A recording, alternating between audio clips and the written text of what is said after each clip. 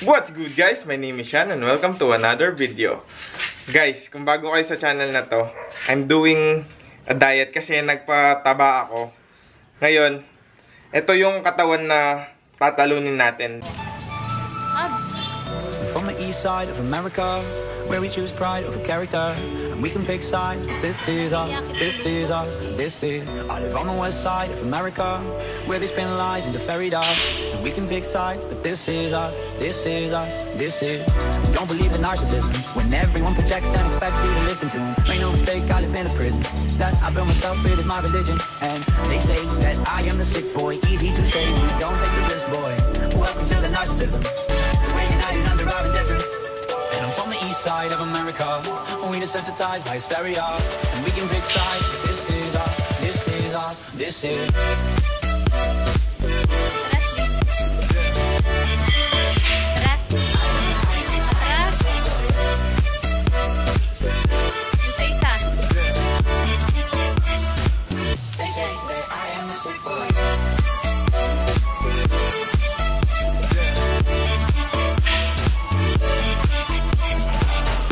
Full day of eating tayo ngayon.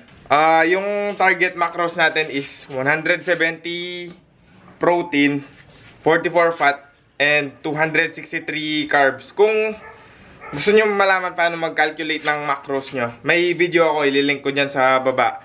So guys, ang oras ngayon is bobo. Napakaliwanag. Ayan. 1:21 PM.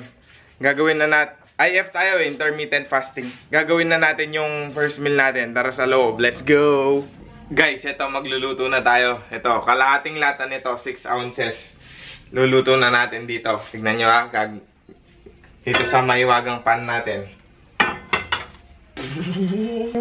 Boom! Uy!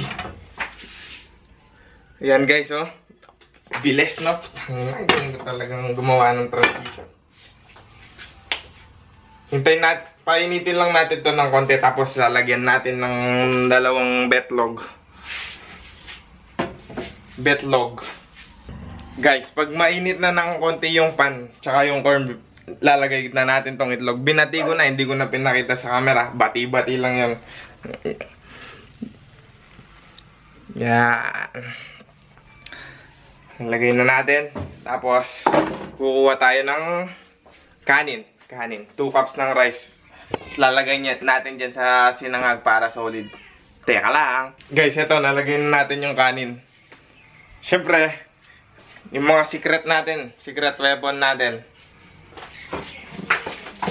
Lalagay din natin yung secret weapon natin.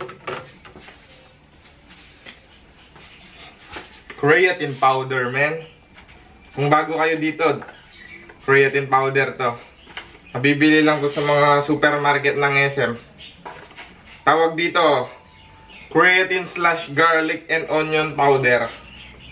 Pagkatapos ng creatine powder, ito. Testosterone yan. Ayaw mag-focus, pero testosterone yan. Testosterone. Putz. Nilalagay ko kung gaano karami yung gusto kong anghang. Kasi testosterone to. Ayan na. Hahaluin ko lang yan, tapos papakita ko na sa inyo pag nasa plato na. Let's go! Guys, ito na yung first meal natin. Ito. Kaya papakita ko sa inyo in a montage way. Ayan. Papakita ko sa inyo.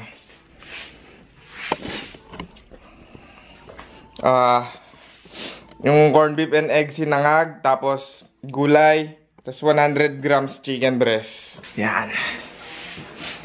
Ito yung bill ko. Pinakita ko na sa inyo, di ba? Lalagay ko yung macros niyan dito sa screen. Di ba? Ang laki ng plato, tapos diet ba to? Diet. Siyempre guys, kahit nagpapasok tayo ng mga corned beef sa diet natin, di pa rin mawawala yung staple natin na protein source, yung chicken breast. Kasi ito, low calorie tapos high protein. White meat kasi siya eh. Sarap. By the way guys, yung may ginagawa, ito yung series ng Chinelas Gains. Lahat ng diet ko, workouts ko, ginagawa ko, nandito sa YouTube channel ko. Episode 15 na yata to. Siguro, ito na yung episode 15. Grilled chicken. Walang mantika, ano lang. Asin at saka paminta. Pero ito yung solid dyan, no, guys. Sinangag.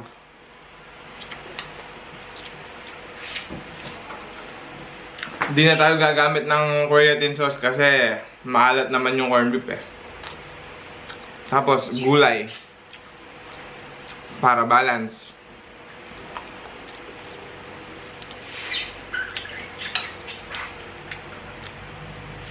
Guys, nga pala, pag sobrang baba na ng carbohydrates nyo sa diet nyo,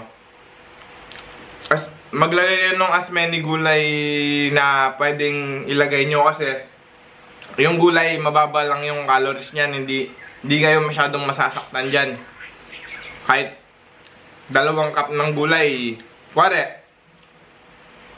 hindi nyo na talaga kayang ipasok yung white rice sa diet nyo. Pwede kayong gumamit ng broccoli o kaya cauliflower na gulay. Pero since ako, binabaan ko talaga yung fat intake ko ng 44 grams para madami pa akong carbs na makain. Tignan nyo, 263 grams of carbohydrates pa yung kinakain ko sa isang araw. Yun lang guys, tapusin ko na to, tapos update ko ulit kayo kung gaano kasarap. Solid meal guys, solid. Basic man, basic! Guys, eto, lumipat tayo sa lamesa kasi mahirap dun, mainit pa yung pinggan, yung plato.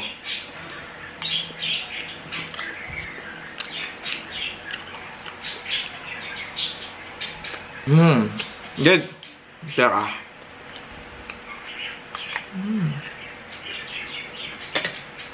sarap.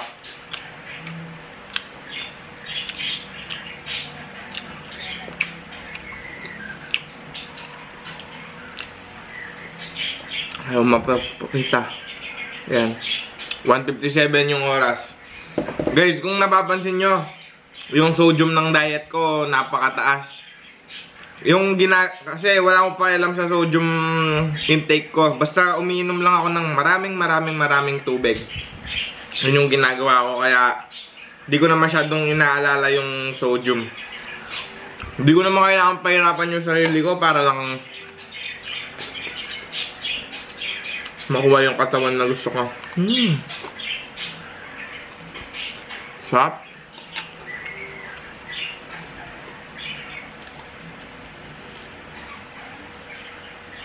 Makukuha din natin yung katawan na yan. Mas maganda pa dyan. Pero guys, kung hindi nyo kaya yung ganitong diet, gawin nyo kung anong diet na paswak sa inyo kasi kunwari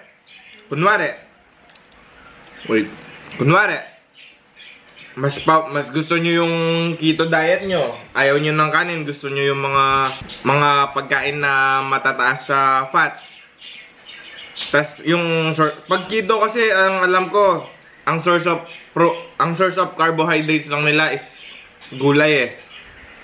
Tapos mostly fats and protein na nun. Kasi hindi ko pa tinatry yun kasi para sa akin, hindi ko kaya yung walang kanin sa buhay. Pilipino tayo, dito tayo nasanay sa kanin eh.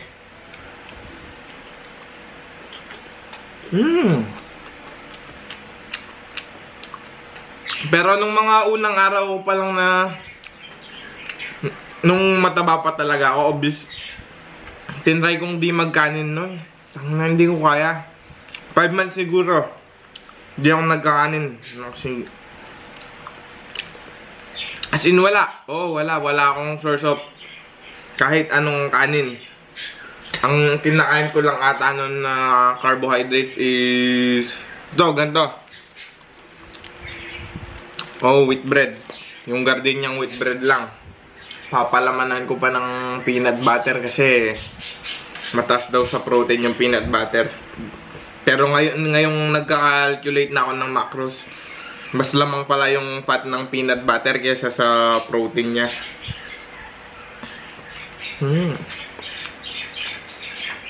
Tsaka hindi ko kaya yung keto kasi wala akong pambili ng mga coconut oil, avocado. Di naman porket kasi sinabing keto, kakainin mo yung mga liempo, mga grilled na baboy. Dapat quality din yung kinakain mong fat, healthy fats. Mga nuts, itlog, ganun. Itlog lang yung kaya kong bilhin eh. Ubusin ko na to guys talaga. See you sa second meal, kung ano man yun. Hindi ko pa alam. And we're back guys. Second meal na tayo. Oras ngayon is 4:57. Ito yung kakainin natin. 2 slice nito. Wala naman special. Ano lang. Pang pre-workout snack lang. Itong raisin with bread. Kasi kailangan natin ng carbs bago magbuhat para solid yung pump natin. Back day tayo ngayon. Alam nyo naman yung back day ko, diba? Nandito na sa channel yan. Yung raw focus back day tayo ngayon guys. Guys, ito pala. Lalagay ko yung macros nito sa screen. Tignan nyo, nipis lang. Maliit pa. Meron na tong 22 grams of carbs. Pero since IFYM tayo, flexible dieting, may enjoy ko pa yung gantong pleasure tsaka mataas yung carbs ko.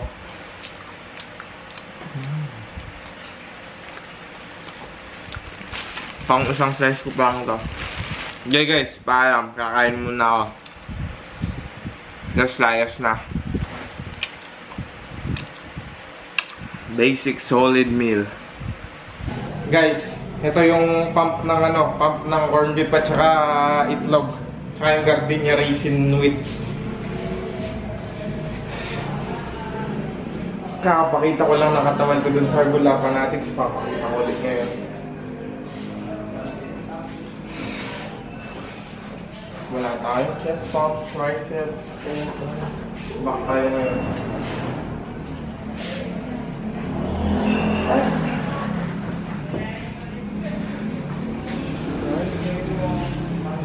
Yung back pala yun.